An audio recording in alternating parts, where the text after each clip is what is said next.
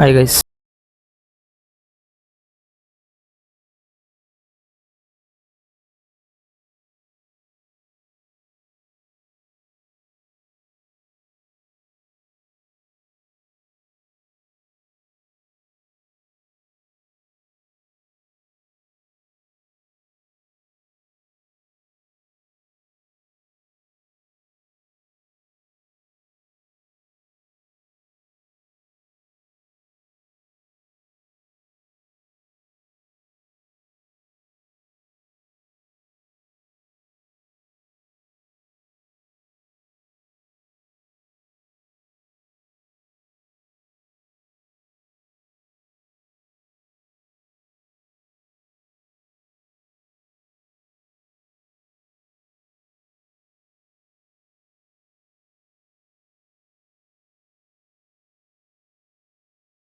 ಗಂಟೆಗೆ room door open ಮಾಡ್ತಾರೆ. ಎಲ್ಲ ವಿದ್ಯಾರ್ಥಿಗಳ್ನೂ ಕೂಡ ಅವ್ರದ್ದು ಹಾಲ್ ಟಿಕೆಟು ಮತ್ತು ಆಧಾರ್ ಕಾರ್ಡ್ನ ಪರೀಕ್ಷೆ ಮಾಡಿ ಆಮೇಲೆ ಒಳಗಡೆ ಕರ್ಕೊತಾರೆ. ಸೊ ಅಲ್ಲಿಗೆ ಎಲ್ರದ್ದು ಮುಗಿಸೋ ಅಷ್ಟರಲ್ಲಿ ಒಂದು 10 ಗಂಟೆ 10:20 ಆಗಿತ್ತು. ಆಲ್ರೆಡಿ ನಾವೆಲ್ಲ ಸೀಟ್ ನಂಬರ್ ಎಲ್ಲ ನೋಡ್ಕೊಂಡು ನಮ್ಮ ಸೀಟಲ್ಲಿ ನಾವು ಕೂತ್ಕೊಂಡ್ವಿ. ಸೊ ಅದಾಗಿ ಒಂದು 5 ಮಿನಿಟ್ಸಿಗೆ OMR ಶೀಟ್ ಕೊಟ್ಟರು. OMR ಶೀಟಲ್ಲಿ ಎಲ್ಲ ನೇಮ್ ಎಲ್ಲ ಫಿಲ್ ಮಾಡಿ ನಿಮ್ಮದು ನೇಮು ಮತ್ತು ನಿಮ್ಮದು ಸಿಗ್ನೇಚರ್ ಎಲ್ಲ ಹಾಕಿ ಹಾಗೆ ಬಿಟ್ಟಿರಿ. ಕ್ವಶನ್ ಪೇಪರ್ ಕೊಡ್ತೀವಿ. ಕ್ವಶನ್ ಪೇಪರ್ ಕೊಟ್ಟಮೇಲೆ ಕ್ವಶನ್ ಪೇಪರಲ್ಲಿರೋವಂಥ ವರ್ಷನ್ ಕೋಡ್ನ ಅದರಲ್ಲಿ ಆನ್ಸರ್ ಶೀಟಲ್ಲಿ ಫಿಲ್ ಮಾಡಬೇಕು ಅಂತ ಹೇಳಿದರು. ಎಲ್ಲ ಓಕೆ ಅಂತ ಕೂತಿದ್ವಿ. ಸೊ ಕ್ವಶನ್ ಪೇಪರ್ ಆಮೇಲೆ ತೊಗೊಂಬಂದರು. ಎಷ್ಟು ಮೇ ಬಿ ಒಂದು 10:25 ತೊಗೊಂಬಂದರು, ಕೊಟ್ಟರು. 10:30 ಆಗೋವರೆಗೂ ಅವ್ರು ನಮಗೆ ಕ್ವಶನ್ ಪೇಪರ್ ಕೊಡಲಿಲ್ಲ. 10:30ಗೆ ಕರೆಕ್ಟಾಗಿ ಕ್ವಶನ್ ಪೇಪರ್ ಕೊಟ್ಟರು. ಬೇರೆ ಕಡೆ ಎಲ್ಲ ಲೇಟಾಗಿ ಕೊಟ್ಟರು ಅಂತ ಹೇಳ್ತವ್ರೆ. ಬಟ್ ಅಲ್ಲಿ ಹೆಂಗಾಗಿದೆ ನನಗೆ ಗೊತ್ತಿಲ್ಲ ಕರೆಕ್ಟಾಗಿ. ಬಟ್ ನಮ್ಮ ಸೆಂಟ್ರಲ್ ಆಗಿರೋದನ್ನು ನಾನು ಹೇಳ್ತಾಯಿದ್ದೀನಿ. 10:30ಗೆ ಕರೆಕ್ಟಾಗಿ ಕ್ವಶನ್ ಪೇಪರ್ ಕೊಟ್ಟರು. ಕ್ವಶನ್ ಪೇಪರಲ್ಲಿ ಈಗ ನಮಗೆ ರೂಲ್ಸ್ ಹೆಂಗಿರುತ್ತೆ ಅಂದರೆ, ಎಲ್ಲ ವಿದ್ಯಾರ್ಥಿಗಳು ಮನಸ್ಸಲ್ಲಿ ಆಲ್ರೆಡಿ ಏನು ಕೂತಿರುತ್ತೆ ಅಂದರೆ, OMR ಶೀಟಲ್ಲಿರೋ ನಂಬರು ಮತ್ತು ಕ್ವಶನ್ ಪೇಪರಲ್ಲಿರೋ ಸೀರಿಯಲ್ ನಂಬರು ಎರಡು ಸೇಮ್ ಮ್ಯಾಚ್ ಆಗಬೇಕು. ಅದು ಮ್ಯಾಚ್ ಆದರೆ ಮಾತ್ರ ನಮ್ಮದು OMR ಶೀಟ್ ವ್ಯಾಲಿಡ್ ಆಗುತ್ತೆ ಅಂತ ಆಲ್ರೆಡಿ ಎಲ್ಲ ಸ್ಟೂಡೆಂಟ್ಸ್ ಮೈಂಡಲ್ಲೂ ಕೂತಿರುತ್ತೆ. ಸೊ ಅದೇ ರೀತಿ ಎಲ್ಲರೂ ಪರೀಕ್ಷೆಗೆ ಹೋಗಿರ್ತಾರೆ. ಇಲ್ಲಿ ನಮಗೆ ಹೆಂಗಾಗಿತ್ತು ಅಂದರೆ, ನಮ್ಮ OMR ಶೀಟಲ್ಲಿರೋ ನಂಬರೇ ಬೇರೆ ಮತ್ತು ನಮ್ಮ ಕ್ವಶನ್ ಪೇಪರಲ್ಲಿರೋ ನಂಬರೇ ಬೇರೆ ಆಗಿತ್ತು. ಎಲ್ಲರೂ ಆ ಟೈಮಿಗೆ ಎಲ್ರಿಗೂ ಗಾಬರಿ ಆಗೇ ಆಗುತ್ತೆ. ಯಾಕಂದರೆ ನಾವು ಒಂದು ಕಾಂಪಿಟೇಟಿವ್ ಎಕ್ಸಾಮ್ ಬರಿತಿರ್ತೀವಿ ಅಂದರೆ ಅಲ್ಲಿ ಎಷ್ಟು ಪ್ಯಾನಿಕ್ ಆಗ್ತೀವಿ, ಎಷ್ಟು ಭಯ ಆಗ್ತಿರುತ್ತೆ. ಏನೋ ಒಂದು ತೊಂದರೆ ಆಗದೇ ಇರೋ ಥರ ಪರೀಕ್ಷೆ ಬರಿಬೇಕು ಅನ್ನೋದು ಎಲ್ಲರ ಮೈಂಡಲ್ಲೂ ಇರುತ್ತೆ. ಈ ಥರ ಎಲ್ಲ ಆದಾಗ ಖಂಡಿತವಾಗ್ಲೂ ಸ್ಟೂಡೆಂಟ್ಸ್ಗಳು ಪ್ಯಾನಿಕ್ ಆಗೋದಂತೂ ಖಂಡಿತ. ಆ ಥರ ನಾವು ಆಲ್ರೆಡಿ ಎಲ್ಲ ಫಿಲ್ ಮಾಡಿದ್ವಿ. ಯಾರೋ ಒಬ್ಬರು ಸ್ಟೂಡೆಂಟ್ ಕೇಳಿದ್ರು. ಅದನ್ನು ನಮ್ಮ ಇನ್ವಿಜಿಲೇಟರ್ ಇರ್ತಾರಲ್ಲ, ಸ್ವಲ್ಪ ಇಗ್ನೋರ್ ಮಾಡೋದು.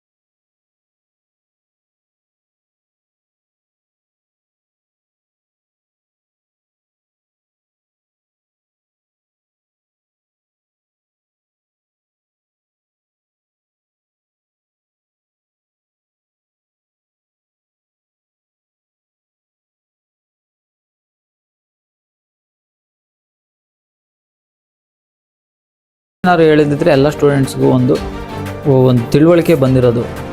ಸೊ ಮುಗಿದಾದ್ಮೇಲೆ ಹೇಳಿದ್ದಾರೆ, ಬಟ್ ಏನು ಪ್ರಯೋಜನ ಇಲ್ಲ. ನಾವು ಆಲ್ರೆಡಿ ಈಗ ಕ್ವಶನ್ ಪೇಪರ್ ನೋಡ್ತಿದ್ದೀವಿ, 10:40 ಆಗಿದೆ. ಅವಾಗ ಇವರು ಯಾರು ಬರಿಬೇಡ್ರಿ ಇರಪ್ಪ ಅಂತ ಹೇಳ್ತಿದ್ದಾರೆ. ಅಲ್ಲಿರೋ ಎಷ್ಟೋ ಸ್ಟೂಡೆಂಟ್ಸ್, ಮೇಡಮ್ ಹೆಂಗೆ ಬರೆದಂಗೆ ಇರೋಕ್ಕಾಗುತ್ತೆ, ಆಲ್ರೆಡಿ ಟೈಮ್ ಆಗ್ತಿದೆ, 10:45 ಆಗಿದೆ, ಬರಿಬೇಡ್ರಿ ಇರಪ್ಪ, ನೋಡೋಣ ನಿಮ್ಮದು ಚೇಂಜ್ ಆಗಿದೆ, ಹಿಂಗೆ ಎಕ್ಸ್ಚೇಂಜ್ ಏನಾದ್ರು ಮಾಡ್ಕೊತೀರಾ ಅಂತಲೂ ಹೇಳ್ತಿದ್ದಾರೆ. ಅವ್ರು ಇದನ್ನೇನು ಕಾಲೇಜ್ ಎಕ್ಸಾಮೋ ಯಾವುದೋ ಒಂದು 8th 9th 10th ಎಕ್ಸಾಮ್ ಅಂದ್ಕೊಂಡಿದ್ದಾರೋ ಏನೋ ಗೊತ್ತಿಲ್ಲ. ಇದು ಕ್ವಶನ್ ಪೇಪರ್ ಚೇಂಜ್ ಮಾಡ್ಕೊತೀರಾ, OMR ಶೀಟ್ ಚೇಂಜ್ ಮಾಡ್ಕೊತೀರಾ, ನಂಬರ್ ಏನೂ ಬರ್ದಿಲ್ಲ ಅಂದರೆ, ಸೈನ್ ಮಾಡಿಲ್ಲ ಅಂದರೆ, ಈ ಥರ ಎಲ್ಲ ಮಾತಾಡ್ತಿದ್ದಾರೆ. ಮೇಡಮ್ ಹಂಗಾಗಲ್ಲ, ಹಂಗಾದರೆ ಸುಮ್ಮನೆ ನಮಗೆ ತೊಂದರೆ ಆಗುತ್ತೆ ಅಂತ ಹೇಳ್ತಾನೆ ಇದ್ದೀವಿ. ಅಲ್ಲಿ ರೂಮಲ್ಲಿರೋ ಎಲ್ರಿಗೂ ಕೂಡ ಕನ್ಫ್ಯೂಷನ್ನು, ಯಾರು ಕೂಡ ಕ್ವಶನ್ ಆನ್ಸರ್ ಅಟೆಂಡ್ ಮಾಡ್ತಾನೇ ಇಲ್ಲ, ಎಲ್ಲ ಹಂಗೆ ಖಾಲಿ ಕೂತಿದ್ದಾರೆ. ಇವ್ರು ನೋಡಿದ್ರೆ ಬರಿಬೇಡಿ 10 ನಿಮಿಷ ಹಂಗೇರಿ, 5 ನಿಮಿಷ ಹಂಗೇರಿ ಅಂತ ಆಲ್ರೆಡಿ ಎಷ್ಟು 10:50 ಆಗ್ತಾ ಬಂತು. 10:50 ಆಗ್ತಾ ಬಂತು. ಆಮೇಲೆ ಆ ಡಿಪಾರ್ಟ್ಮೆಂಟ್ ಕಡೆಯಿಂದ ಯಾರೋ ಇದ್ದವ್ರು ಬಂದು ಅವ್ರು ಆಮೇಲೆ ಆಲ್ರೆಡಿ ನಮ್ಮದಲ್ಲೇ ಟೈಮ್ ಆಗೋಗಿತ್ತು, 10:50 55 ಈ ಥರ ಆಗಿತ್ತು. ಇದಕ್ಕೆ ಕ್ಲಾರಿಟಿ ಬೇಕು ಅಂದರೆ AIT ಕಾಲೇಜಲ್ಲಿರೋಂಥ ಈಗ ಪರೀಕ್ಷೆ ನಡೆಸಿರೋಂಥ 35ನೇ ರೂಮಿಂದು CC ಕ್ಯಾಮ್ರಾ ಏನಾದ್ರು ಇತ್ತು ಅಂದರೆ ತೆಗೆದು ನೋಡಿದ್ರೆ ಖಂಡಿತವಾಗ್ಲೂ ನಿಮಗೆ ಗೊತ್ತಾಗೇ ಆಗುತ್ತೆ. ಸೊ ಅದರಿಂದ ಹೇಳ್ತಾ ಇದ್ದೀನಿ, ಈ ಥರ ನಮಗೆ ಕೊಟ್ಟಿರೋ 1.5 ಗಂಟೆ ಟೈಮಲ್ಲೇ ಅರ್ಧ ಗಂಟೆ ಟೈಮ್ ಅಲ್ಲೇ ಆಗೋಯ್ತು. ಅದರಲ್ಲೂ ನಾವು ಅಟೆಂಡೆನ್ಸಿಗೆ ಸಿಗ್ನೇಚರ್ ಆಗಬೇಕು, ನಮ್ಮ ತಮ್ಮ ಇಂಪ್ರೆಷನ್ ಕೊಡಬೇಕು, ಇನ್ವಿಜಿಲೇಟ್ರಿಗೆ ಸೈನ್ ಹಾಕೋಕ್ಕೆ ನಮ್ಮದು OMR ಶೀಟ್ ಕೊಡಬೇಕು, ಹಾಲ್ ಟಿಕೆಟ್ ಕೊಡಬೇಕು. ಇದರಲ್ಲೂ ಒಂದು 5-10 ನಿಮಿಷ ಅಲ್ಲೂ ಟೈಮ್ ವೇಸ್ಟ್ ಆಗುತ್ತೆ. ಇನ್ನು ಉಳಿದಿರೋದು ನಮ್ಮದು 45ರಿಂದ 50 ನಿಮಿಷ. ಆ ಕ್ವಶನ್ ಪೇಪರ್ ಹೆಂಗಿತ್ತು ಅಂದರೆ, ನಾನು ಟಫ್ ಇತ್ತು ಅಂತ ಹೇಳ್ತಿಲ್ಲ, ಕೆಲವು ಹುಡುಗರು ಪ್ರಕಾರ ಈಸಿನೇ ಇತ್ತು ಅಂತ ಹೇಳ್ತಿದ್ದಾರೆ. ಓಕೆ, ಅವ್ರವ್ರ ಮೆಂಟಾಲಿಟಿಗೆ ತಕ್ಕಂತೆ ಹೇಳ್ತಾರೆ. ಬಟ್ ಆ್ಯಾವ್ರೇಜ್ ಸ್ಟೂಡೆಂಟ್ಗಳಿಗೆ ಅದು ಖಂಡಿತವಾಗ್ಲೂ ಅದೊಂದು ಕಷ್ಟವಾದ ಪೇಪರೇ. ಅದು ಹೆಂಗೆ ಅಂದರೆ, ಒಂದು ಸೆಂಟೆನ್ಸಲ್ಲಿ ಕೊಡಬೇಕಾದ್ರೆ ಎಲ್ಲದನ್ನು ಕೂಡ ಒಂದೊಂದು ಕ್ವಶನ್ ಮಿನಿಮಮ್ ಒಂದು 4-5 ಲೈನ್ ಬರೋದು, ಅದರಲ್ಲಿ ಸ್ಟೇಟ್ಮೆಂಟ್ಸು, ಅದರಲ್ಲಿ ಮತ್ತೆ ಆಪ್ಷನ್ಸ್ಗಳು, ಅದನ್ನೆಲ್ಲ ಒಂದು ಕ್ವಶನ್ ಓದಬೇಕು ಅಂದರೆ ಮಿನಿಮಮ್ ನಮಗೆ ಒಂದು 30 ಸೆಕೆಂಡಿಂದ 40 ಸೆಕೆಂಡ್ ಕ್ವಶನ್ ಓದೋಕ್ಕೆ ಬೇಕು. ಕ್ವಶನ್ ಅರ್ಥ ಮಾಡ್ಕೊಂಡು ಅದನ್ನು ನಾವು ಆನ್ಸರ್ ಹಾಕಬೇಕು ಅಂದರೆ ಮಿನಿಮಮ್ ನಮಗೆ 1 ನಿಮಿಷದಿಂದ 1.5 ನಿಮಿಷ ಟೈಮ್ ಬೇಕು. ಇಲ್ಲಿ ನಮಗೆ ಕೊಟ್ಟಿರೋದೇ 90 ನಿಮಿಷ, ಕ್ವಶನ್ ಇರೋದು 100 ಕ್ವಶನ್ನು, ಕೊಟ್ಟಿರೋದು ಬರೀ 90 ನಿಮಿಷ. 90 ನಿಮಿಷದಲ್ಲೂ ಕೂಡ ನಾವು 30 ನಿಮಿಷ ಆಲ್ರೆಡಿ ಕಳೆದ್ಬಿಟ್ಟಿದ್ದೀವಿ, 30-35 ನಿಮಿಷ ಹೋಗ್ಬಿಟ್ಟಿದೆ. ಇನ್ನು ನಮಗೆ ಉಳಿದಿರೋದು 50-55 ನಿಮಿಷ ಉಳಿದಿದೆ. ಅಷ್ಟರಲ್ಲಿ ಈ ಮೆಂಟಲ್ ಎಬಿಲಿಟಿ ಎಲ್ಲ ಇರುತ್ತೆ ನಿಮಗೆ ಗೊತ್ತಿರ್ಬೋದು ಎಷ್ಟೋ ಜನಕ್ಕೆ ಮೆಂಟಲ್ ಎಬಿಲಿಟಿ ಯಾವ ಥರ ಇತ್ತು ನೆನ್ನೆ ಅಂತ. ಅದನ್ನೆಲ್ಲ ನಾವು ಮಾಡಬೇಕು ಅಂದರೆ, ಒಂದು ಮೆಂಟಲ್ ಎಬಿಲಿಟಿ ಮಾಡಬೇಕು ಅಂದರೆ ಹೆಂಗಿಲ್ಲ ಅಂದರೂ ಒಂದು ವಿದ್ಯಾರ್ಥಿಗೆ ಅವ್ನು ಹೆಂಗೆ ಮಾಡ್ತೀನಿ ಅಂದ್ರೂ ಕೆಲವೊಂದು ಕ್ವಶನ್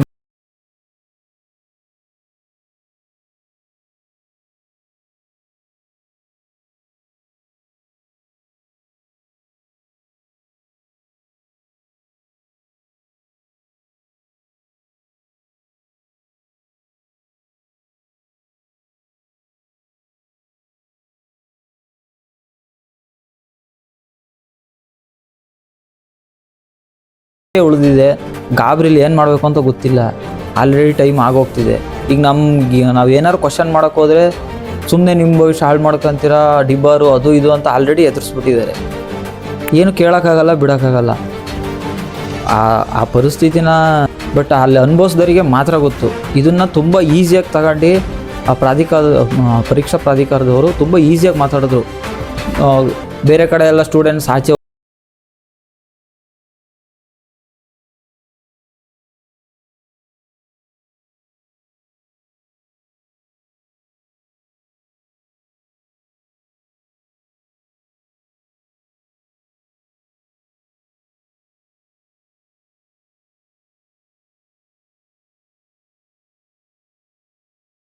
ಆಗ್ತಿರಲಿಲ್ಲ.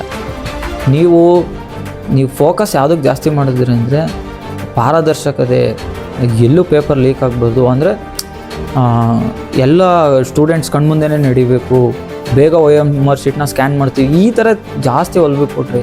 ಬಟ್ ಈ ಥರ ಟೈಮಿಂಗ್ಸ್ ಬಗ್ಗೆ ಆಗಲಿ, ಈ ಥರ ಚಿಕ್ಕ ಪುಟ್ಟ ವಿಚಾರಗಳಲ್ಲಿ ನೀವು ಗಮನನ ಕಮ್ಮಿ ತಗೊಂಡಿದ್ದೀರಾ ಅಂತ ನನ್ನ ಪ್ರಕಾರ. ಸೊ ಇದರಿಂದ ತುಂಬ ವಿದ್ಯಾರ್ಥಿಗಳಿಗೆ ಅನ್ಯಾಯ ಆಗಿದೆ. ಈಗ ಚಿಕ್ಕಮಂಗ್ಳೂರಲ್ಲಿ ಆಗಿರೋ ಇನ್ಸಿಡೆಂಟು ಮೋಸ್ಟ್ಲಿ ಯಾರೂ ಹೇಳಿರ್ಲಿಕ್ಕೆ ಸಾಧ್ಯ ಇಲ್ಲ. ನನ್ನ ವಿಡಿಯೋ ಮುಖಾಂತರ ನಾನೇ ಹೇಳ್ತಿದ್ದೀನಿ. ಬೇಕಾದರೆ ನಿಮಗೆ ಅಷ್ಟು ಪ್ರೂಫ್ ಬೇಕು ಅಂದರೆ, ನಿನ್ನೆ ನಡೆದಿರ್ತಕ್ಕಂಥ ಪರೀಕ್ಷೆ ಟೈಮಲ್ಲಿ ನಾನು ಹೇಳಿರೋ ರೂಮ್ ನಂಬರ್ನ CC ಕ್ಯಾಮ್ರಾ ಇದ್ದರೆ ತೆಗ್ದು ನೀವು ನೋಡಿದ್ರೆ ಖಂಡಿತವಾಗ್ಲೂ ಗೊತ್ತಾಗುತ್ತೆ. ಇಲ್ಲ ಅಲ್ಲಿ ಇನ್ವಿಜಿಲೇಟರ್ ಯಾರಿದ್ರು ಅವರನ್ನು ಕ್ವಶನ್ ಮಾಡಿದಾಗ ಖಂಡಿತವಾಗ್ಲೂ ಅವರು ಹೇಳ್ತಾರೆ. ಇಲ್ಲಾಂದರೆ ನನ್ನ ವೀಡಿಯೋನ ಯಾರಾದರೂ ನಮ್ಮ AIT ಕಾಲೇಜ್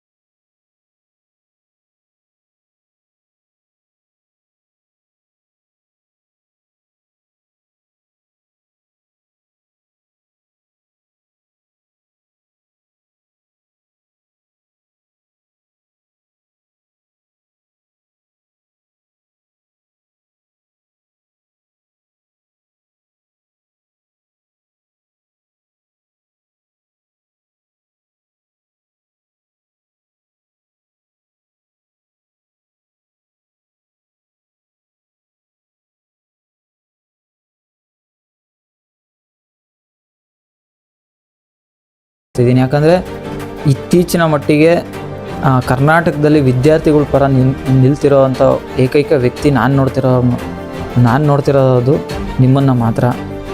ಸೊ ಆದ್ದರಿಂದ ಈ ಒಂದು ಹೋರಾಟ ಮಾಡಿರಿ ಅಂತಲೇ ನಾನು ಹೇಳ್ತಿಲ್ಲ. ಒಂದು ಒಳ್ಳೆ ರೀತಿಯಿಂದನೇ ಒಂದು ಸರಿಯಾದ ನ್ಯಾಯನ ದೊರಕಿಸ್ಕೊಡ್ಬೇಕು, ಎಲ್ಲ ವಿದ್ಯಾರ್ಥಿಗಳಿಗೂ ಕೂಡ ನ್ಯಾಯನ ದೊರಕಿಸ್ಕೊಡ್ಬೇಕು ಅಂತ ನಾನು ಕೇಳ್ಕೊತೀನಿ. ಎಕ್ಸಾಮ್ ಮಾಡ್ತಿರೋ ಬಿಡ್ತಿರೋ ಅದು ನಿಮಗೆ ಬಿಟ್ಟಿರೋದು. ಏಕೆಂದರೆ ನೀವು ಎಕ್ಸಾಮ್ ಮಾಡೋ ಒಂದು ಮೆಂಟಾಲಿಟಿಲೇ ಇಲ್ಲ. ಈ ಥರ ಎಲ್ಲ ಆಗಿದೆ, ಹೌದು ನಮ್ಮ ಕಡೆಯಿಂದ ತಪ್ಪಾಗಿದೆ, ಇದಕ್ಕೇನಾರು ಒಂದು ಸೊಲ್ಯೂಷನ್ ಕೊಡ್ತೀವಿ, ಈ ಥರ ಏನು ಹೇಳ್ತಿಲ್ಲ. ಅವ್ರು ಪಾಸಿಟಿವ್ ಆಗಿ ಹೇಳ್ತಿದ್ದಾರೆ. ಅವ್ರು ಎದ್ದೋಗಿದ್ದು ತಪ್ಪು, ಎದ್ದೋಗಿದ್ದು ಸರ್. ಅವ್ರು ಯಾಕೆ ಎದ್ದೋಗ್ತಾರೆ? ಈ ಥರ ಯಾರೇ ಆಗಲಿ ಕೊಟ್ಟಿರೋ 1.5 ಗಂಟೆ ಟೈಮಲ್ಲಿ ಅರ್ಧ ಗಂಟೆ ಪೇಪರ್ನ ಲೇಟಾಗಿ ಕೊಟ್ಟು ಅಂದರೆ ಇನ್ಯಾರು ತಾನೇ ಕೂರ್ತಾರೆ ಸರ್? ಇನ್ಯಾರು ತಾನೇ ಕೂರ್ತಾರೆ? 1 ಗಂಟೆಲಿ ಏನು ತಾನೇ ಬರೆಯೋಕ್ಕಾಗುತ್ತೆ? ಅದು ನೀವು ಕೊಟ್ಟಿರೋ ಕ್ವಶನ್ ಪೇಪರಲ್ಲಿ ಅಷ್ಟು ಕ್ವಶನ್ಸ್ನ ಹೆಂಗೆ ಅಟೆಂಡ್ ಮಾಡೋಕ್ಕಾಗುತ್ತೆ? ಆದ್ದರಿಂದ ವಿದ್ಯಾರ್ಥಿಗಳು ಖಂಡಿತವಾಗ್ಲೂ ಆಚೆ ಬಂದಿದ್ದಾರೆ, ಹೋರಾಟ ಮಾಡೋಕ್ಕೆ ನಿಂತಿದ್ದಾರೆ. ಮತ್ತು ಈಗ ವಿದ್ಯಾರ್ಥಿಗಳಿಗೆ ಅವ್ರಿಗೆ ಆಗಿರೋಂಥ ತೊಂದರೆಗೆ ಅವರೇ ಧ್ವನಿ ಎತ್ತಲಿಲ್ಲ ಅಂದರೆ ಇನ್ಯಾರು ಎತ್ತಲ್ಲ. ಸೊ ಹಂಗಾಗಿ ಅವ್ರು ಆಚೆ ಬಂದು ಹೋರಾಟ ಮಾಡಿರೋದು ಖಂಡಿತ. ನೀವು ಈಗ ಅವರಿಗೂ ಕೂಡ ಒಂದು ಬ್ಲ್ಯಾಕ್ ಮೇಲ್ ಥರ ಮಾಡ್ತಿದ್ದೀರಾ. ಯಾರು ಹೋರಾಟ ಮಾಡಿದ್ದೀರಾ, ಯಾರು ಆ ಥರ ಎಲ್ಲ ಆಚೆ ಎದ್ದು ಬಂದಿದ್ದೀರಾ, ನೀವು ಮುಂದೆ ಪರಿಣಾಮ ಏನಾಗುತ್ತೆ ಅನ್ನೋದನ್ನು ಯೋಚನೆ ಮಾಡಬೇಕು. ಈ ಥರ ಎಲ್ಲ ಬ್ಲ್ಯಾಕ್ ಮೇಲ್ ಮಾಡ್ತಿದ್ದೀರಾ, ಹಿಂಗೆ FIR ಈ ಥರ ಎಲ್ಲ ಸುಮ್ಮನೆ ಮಾಡಿ ವಿದ್ಯಾರ್ಥಿಗಳ ಭವಿಷ್ಯ ಹಾಳಾಗುತ್ತೆ ಸರ್. ಕೇಳ್ತಿರೋದು ಒಂದೇ, ಎಕ್ಸಾಮ್ ಮಾಡಿಸಿ ಅಷ್ಟೇ. ಇಲ್ಲಾಂದರೆ ಈಗ ನಾನು ಹೇಳೋದನ್ನು ನೀವು ಮಾಡೋಕ್ಕಾಗುತ್ತೋ ಇಲ್ವೋ ಗೊತ್ತಿಲ್ಲ. ಯಾವ್ಯಾವ ಸೆಂಟ್ರಲ್ಲಿ ಈ ಥರ ಎಲ್ಲ ತೊಂದರೆಗಳಾಗಿದೆ, ಆ ಸೆಂಟ್ರಲ್ಲಿರೋಂಥ ವಿದ್ಯಾರ್ಥಿಗಳಿಗೆ ಮತ್ತೆ ಎಕ್ಸಾಮ್ ಕೊಡ್ತೀರಾ. ಈ ಕೆಲವು ಜನ ವಿದ್ಯಾರ್ಥಿಗಳು ಏನಂತಿದ್ದಾರೆ, ಇಲ್ಲ ಕರೆಕ್ಟ್ ಇತ್ತು ಎಕ್ಸಾಮು. ಹೌದ್ರಪ್ಪ, ನಿಮಗೆ ಕರೆಕ್ಟ್ ಇತ್ತು, ನಿಮ್ಮ ಸೆಂಟ್ರ್ಗಳಲ್ಲಿ ಕರೆಕ್ಟಾಗಿ ನಡೆಸಿದ್ದಾರೆ. ಬಟ್ ನಮ್ಮ ಸೆಂಟ್ರ್ಗಳಲ್ಲಿ ಅದಾಗಿಲ್ಲ, ನಮಗೆ ಅನ್ಯಾಯ ಆಗಿದೆ. ಅದಕ್ಕೋಸ್ಕರ ಕೇಳ್ತಿದ್ದೀವಿ. ನಿಮ್ಮ ಭವಿಷ್ಯ ಥರನೇ ನಮ್ಮ ಭವಿಷ್ಯನೂ ಅಲ್ವಾ? ಈಗ ನೀವೇನೋ ಪಾಸ್ ಆಗಿದ್ದೀರಾ, ಒಳ್ಳೆ ಸ್ಕೋರ್ ತಗೊಂಡಿದ್ದೀರಾ, ಮುಗಿದೋಯ್ತು, ಇಷ್ಟಕ್ಕೆ ಮುಗಿದೋಯ್ತು, ಹೆಂಗಾಗುತ್ತೆ?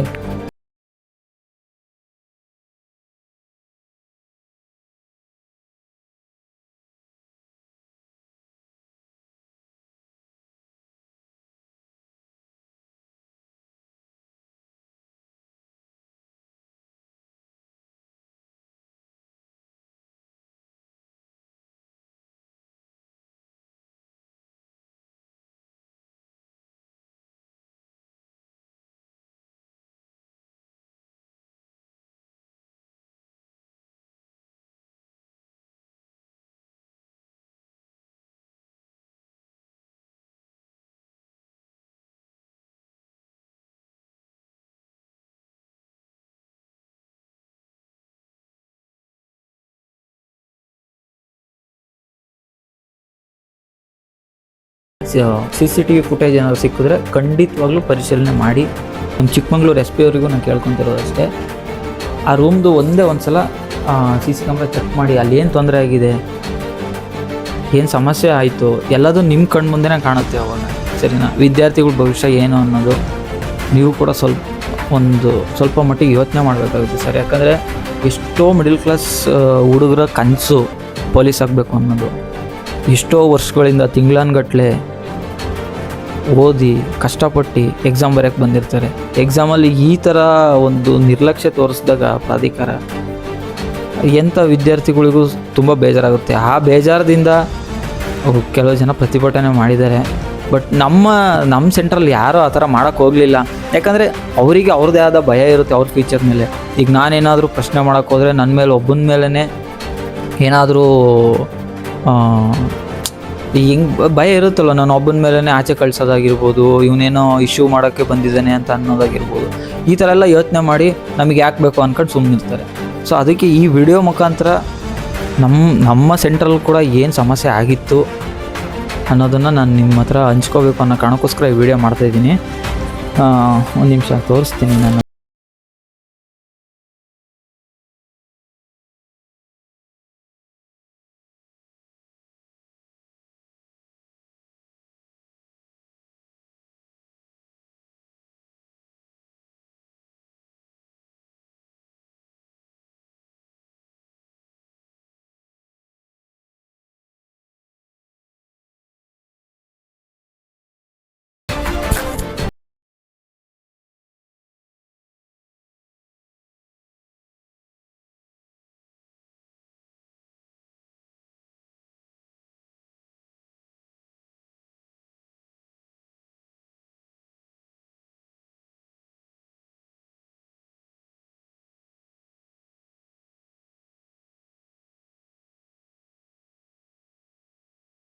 ಯಾವಾಗ ಹೇಳಿದ್ದಾರೆ, ನಿನ್ನೆ ಎಕ್ಸಾಮ್ ಮುಗಿದಾದ್ಮೇಲೆ ಈ ಥರ ಸಮಸ್ಯೆಗಳೆಲ್ಲ ಅವರೂ ಕೂಡ ಸೋಷಿಯಲ್ ಮೀಡಿಯಾದಲ್ಲಿ ನೋಡಿ ಕೊನೆಗೊಂದು ಕ್ಲಾರಿಟಿ ವಿಡಿಯೋ ಮಾಡಬೇಕು ಅನ್ನೋ ಉದ್ದೇಶಕ್ಕೋಸ್ಕರ ಕ್ಲಾರಿಟಿ ವಿಡಿಯೋ ಮಾಡಿ ಅದರಲ್ಲಿ ಹೇಳಿದ್ದಾರೆ ಏನು ತೊಂದರೆ ಆಗಲ್ಲ.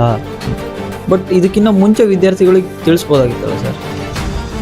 ಈಗ ಎಲ್ಲ ವಿದ್ಯಾರ್ಥಿಗಳಿಗೂ ಒಂದು ಕಾಂಪಿಟೇಟಿವ್ ಎಕ್ಸಾಮ್ ಬರೀತಿರ್ತೀವಿ ಅಂದರೆ ಒಂದು ಚಿಕ್ಕ ತಪ್ಪಾಗೋಕ್ಕೂ ಬಿಡಲ್ಲ ಅವರು, ಅಷ್ಟು ನೀಟಾಗಿ. ಈಗ ನೀವೇ ಆದ್ರೂ ಕೂಡ ನಮ್ಮದು ಸ್ಲಿಪ್ಪರಿಂದ ಹಿಡ್ದು, ನಮ್ಮದು ಶರ್ಟ್ ಕಾಲರಿಂದ ಹಿಡ್ದು, ತಲೆ ಕೂದಲಿಂದ ಹಿಡ್ದು ಪ್ರತಿಯೊಂದನ್ನು ಚೆಕ್ ಮಾಡಿ ನೀವು ಒಳಗಡೆ ಬಿಡ್ತೀರ. ಅಷ್ಟು ಸ್ಟ್ರಿಕ್ಟಾಗಿ ನಡೆಸೋರು ಈ ಥರ ಒಂದು ಇದು ಅರ್ಧ ಗಂಟೆ ಕ್ವಶನ್ ಪೇಪರ್ ಲೇಟಾಗಿ ಸಿಗುತ್ತೆ ಅಂದರೆ ಅದೆಷ್ಟು ಮಟ್ಟಿಗೆ ಸರಿ ಅಲ್ವಾ? ಸ್ಟೂಡೆಂಟ್ಗಳಿಂದ ಒಂದು ಚಿಕ್ಕ ತಪ್ಪಾದರೆ ಯಾರು ಸ್ಟೂಡೆಂಟ್ಸ್ನ ಬಿಟ್ಬಿಡ್ತೀರಾ ನೀವು? ಇಲ್ಲ, ಖಂಡಿತವಾಗ್ಲೂ ಬಿಡ. ಅಟ್ಲೀಸ್ಟ್ ಎಕ್ಸಾಮ್ ಸ್ಟಾರ್ಟಾಗಿ 2-3 ನಿಮಿಷ ಯಾರು ಲೇಟಾಗಿ ಬಂದರೆ ಬಿಡ್ತೀರಾ?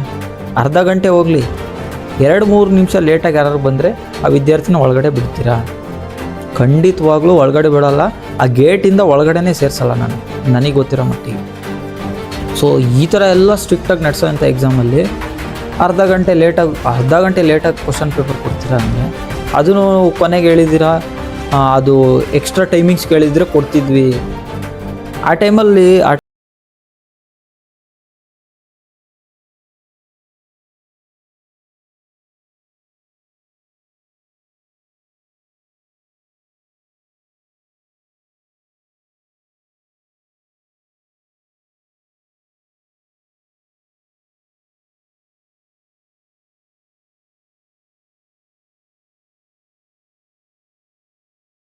ಮಾಡೋ ರೈಟ್ಸ್ ಇರೋದ್ರಿಂದ ಕ್ವಶನ್ ಮಾಡ್ತಾರೆ ವಿದ್ಯಾರ್ಥಿಗಳು. ಈಗ ಇಷ್ಟೆಲ್ಲ ಸ್ಟ್ರಿಕ್ಟಾಗಿ ನಡೆಸ್ತೀರ. ಒಂದು ಶರ್ಟ್ ಜೋಬಿಂದ ಹಿಡ್ದು ಫುಲ್ ಸ್ಲೀವ್ ಶರ್ಟ್ ಹಾಕೋಂಗೆ ಇಲ್ಲ, ಹಾಕಿದ್ರೆ ಹಾಫ್ ಸ್ಲೀವೇ ಹಾಕಬೇಕು, ಶೂ ಹಾಕೋಂಗಿಲ್ಲ. ಓಕೆ, ಅದನ್ನೆಲ್ಲ ಒಪ್ಕೊಂತೀವಿ ಎಲ್ಲ ವಿದ್ಯಾರ್ಥಿ. ನಾನು ಕೂಡ ನಿನ್ನೆ ಸ್ಲಿಪ್ಪರ್ ಹಾಕ್ಕೊಂಡು ಹೋಗಿದ್ದೆ, ಬಟ್ ಆ ಸ್ಲಿಪ್ಪರ್ನೂ ವ್ಯಾಲಿಡ್ ಮಾಡಲಿಲ್ಲ. ಸ್ಲಿಪ್ಪರ್ ಆಚೆ ಬಿಟ್ಟು ಬಂದು ಎಕ್ಸಾಮ್ ಬರೆಯೋಣ ಸರಿ ಅಂತ ಹೇಳ್ಬಿಟ್ಟು ಆಚೆ ಬಿಟ್ಟು ಬಂದು ಆಚೆ ಎಲ್ಲೋ ಬಿಟ್ಟು ಬಂದು ಎಕ್ಸಾಮ್ ಒಳಗಡೆ ಹೋದೆ. ಯಾಕಂದರೆ ನಮ್ಮ ಕಡೆಯಿಂದ ಏನೂ ತಪ್ಪು ಆಗಬಾರ್ದು.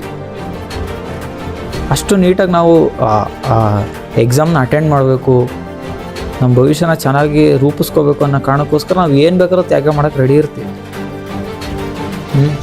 ಅಂಥದ್ರಲ್ಲಿ ನೀವು ಈ ಥರ ಅರ್ಧ ಗಂಟೆ, ಮುಕ್ಕಾಲು ಗಂಟೆ ಟೈಮ್ ವೇಸ್ಟ್ ಆದರೆ, ಕೊಟ್ಟಿರೋದೇ 90 ನಿಮಿಷ. ಎಷ್ಟೋ ಸ್ಟೂಡೆಂಟ್ಸ್ಗಳು ಅದನ್ನೇ ಹೇಳ್ತಾರೆ, 90 ನಿಮಿಷದಲ್ಲಿ ತುಂಬ ಕಷ್ಟ ಆಯಿತು ಸಾಲ್ವ್ ಮಾಡೋಕ್ಕೆ ಕ್ವಶನ್ ಪೇಪರು.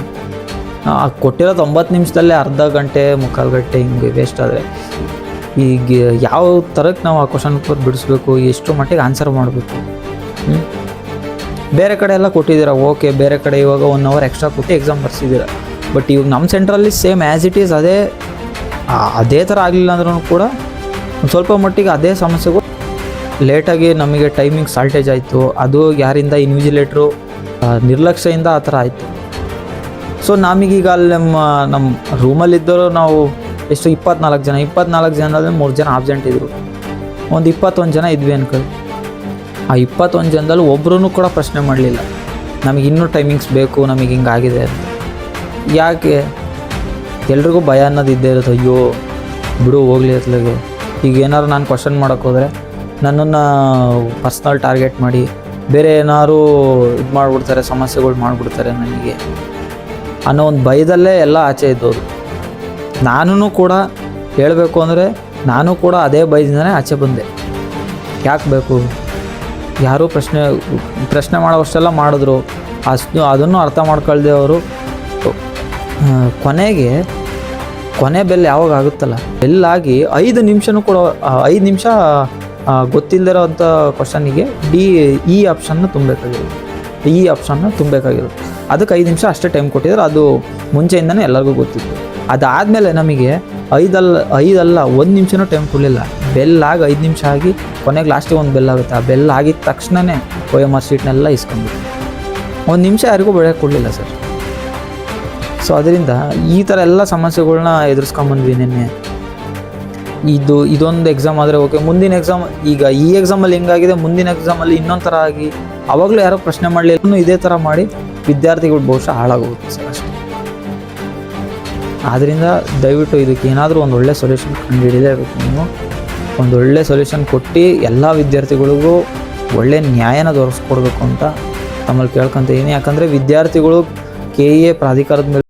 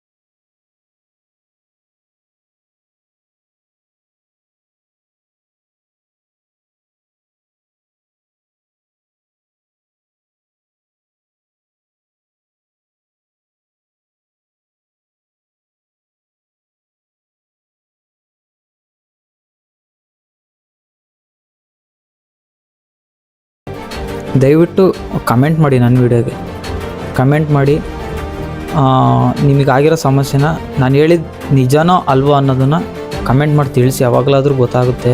ಸಾಧ್ಯವಾದರೆ ನೀವು ಒಂದು ವೀಡಿಯೋ ಮಾಡಿ ಅಪ್ಲೋಡ್ ಮಾಡೋ ಅಂಥ ಪ್ರಯತ್ನನ ಮಾಡಿ. ಯಾಕಂದರೆ ಗೊತ್ತಾಗಬೇಕು ಏನು ಸಮಸ್ಯೆ ಆಗಿದೆ ಅನ್ನೋದು. ಸೊ ಆದ್ದರಿಂದ ನಾನು ಕೇಳ್ಕೊತಿರೋದು ಇಷ್ಟೇ, ವಿದ್ಯಾರ್ಥಿಗಳು ನೀವು ನಮ್ಮ ವಿದ್ಯಾರ್ಥಿಗಳ ಭವಿಷ್ಯದ ಬಗ್ಗೆ ತಲೆ ಕೆಡಿಸ್ಕೊಳ್ಳಿಲ್ಲ ಅಂದರೆ ಬೇರೆ ಯಾರು ಕೂಡ ತಲೆ ಕೆಡಿಸ್ಕೊಳ್ಳಲ್ಲ. ಯಾವ ಸರ್ಕಾರನೂ ಬರಲ್ಲ, ಯಾವ ಪ್ರಾಧಿಕಾರನೂ ಬರಲ್ಲ. ಅವ್ರದ್ದೇನು ಅವ್ರು ರಿಕ್ರೂಟ್ಮೆಂಟ್ ಮಾಡ್ಕೊಂಡ್ರು, ಬೇಕಾದವ್ರನ್ನ ತಗೊಂಡ್ರು, ಮುಗೀತು, ಅವ್ರದ್ದು ಅಷ್ಟೇ ಮುಗಿದೋಯ್ತು. ಬಟ್ ನಮ್ಮ ಫ್ಯೂಚರ್ನ ನಾವು ರೂಪಿಸ್ಕೋಬೇಕು ಅಂದರೆ ಅದು ನಮ್ಮ ಕೈಯಲ್ಲಿ ಮಾತ್ರ ಸಾಧ್ಯ. ನಮ್ಮ ಕಣ್ಣಾರೆ ಕಂಡಿರೋ ಅನ್ಯಾಯಗಳ್ನ ನಾವು ಪ್ರಶ್ನೆ ಮಾಡಲಿಲ್ಲ ಅಂದರೆ ಯಾರೂ ಕೂಡ ಪ್ರಶ್ನೆ ಮಾಡಲ್ಲ. ನಮಗೆ ಯಾರನ್ನು ಕೂಡ ನ್ಯಾಯ ದೊರಕಿಸ್ಕೊಡೋಕ್ಕೆ ಮುಂದೆ ಬರಲ್ಲ. ಆದ್ದರಿಂದ ನಾವೇ ಇದಕ್ಕೆ ಏನಾದರೂ ಒಂದು ಸೊಲ್ಯೂಷನ್ ಕಂಡುಹಿಡಿಯಲೇಬೇಕು. ಐ ಮೀನ್ ನಾವೇ ಸೊಲ್ಯೂಷನ್ ಮಾಡಬೇಕು ಅಂದರೆ ನಮಗಾಗಿರೋ ಅಂಥ ತೊಂದರೆಗಳ್ನ ನಾವು ಮುಂದಿಡ್ತಾ ಬರಬೇಕು. ಯಾವುದೇ ಮುಚ್ಚುಮರ ಇಲ್ಲದೆ, ಯಾವುದೇ ಭಯ ಇಲ್ಲದೆ ಹೇಳ್ತಾ ಬರಬೇಕು. ಅವಾಗ ಮಾತ್ರ ಏನಾಗಿದೆ, ಏನು ಸಮಸ್ಯೆ ಆಗಿದೆ ಅಂತ ಎಲ್ರಿಗೂ ಗೊತ್ತಾಗುತ್ತೆ. ಅವಾಗ ಅವ್ರು ಏನಾರು ಒಂದು ಕ್ರಮ ತಗೊಂಡು ಇದಕ್ಕೊಂದು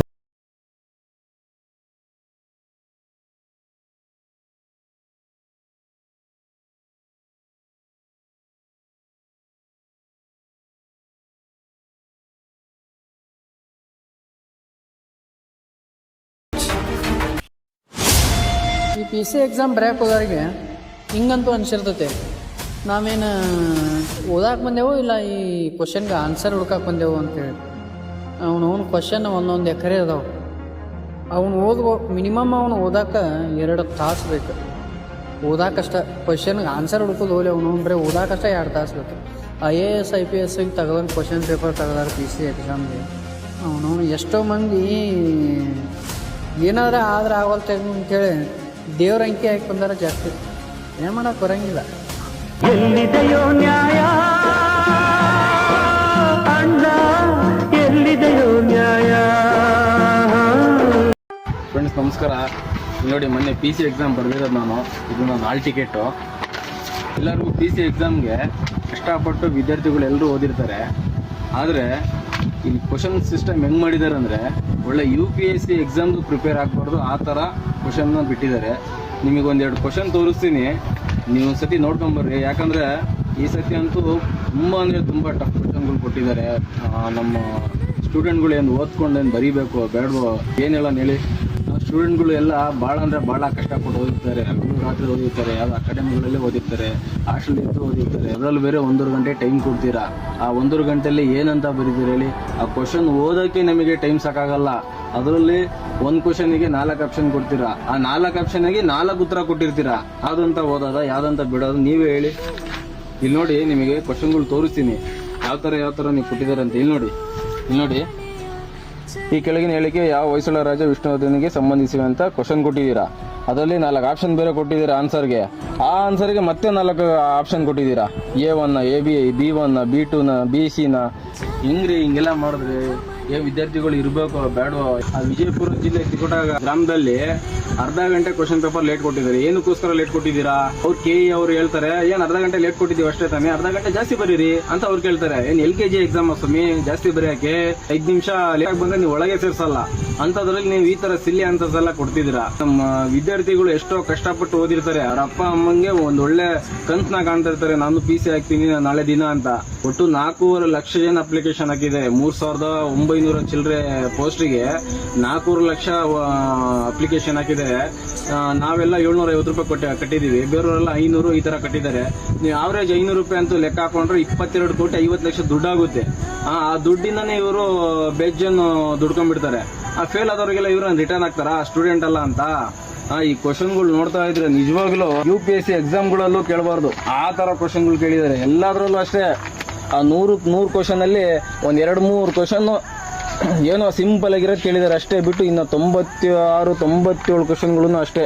ಇಲ್ಲಿ ನೋಡಿ, ಎಲ್ಲದರಲ್ಲೂ ಅಷ್ಟೇ. ಇಲ್ಲಿ ನೋಡಿ, ಈ ಕ್ವಶನ್ಗೆ 4 ಆಪ್ಷನ್, ಆ 4 ಆಪ್ಷನ್ಗೆ 4 ಉತ್ತರ. ಅದು ಓದೋದ್ರಲ್ಲೇ ಟೈಮ್ ಆಗಿಬಿಡುತ್ತೆ. ಬರೇ ಇವೆ ಆಗಿರೋದು.